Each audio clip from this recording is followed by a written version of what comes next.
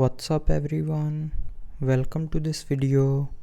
In this video I will show you how to fix the do not disturb keeps turning on issue on your Xiaomi phone.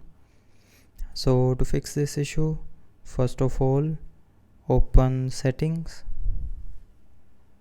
Now in settings scroll down and here tap on sound and vibration. Now in sound and vibration scroll down and here tap on do not disturb and then tap on schedule turn on time. So if you have set a timer for the do not disturb and you have enabled it, then your phone will automatically turn on the do not disturb.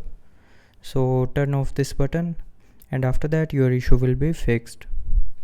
But if you're still facing the issue after this, then open settings, tap on about phone.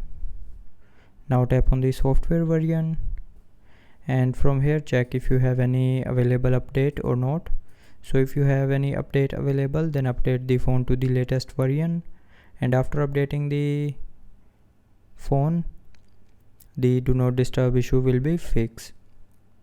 So that's how you can fix the do not disturb keeps turning on issue on your Xiaomi phone.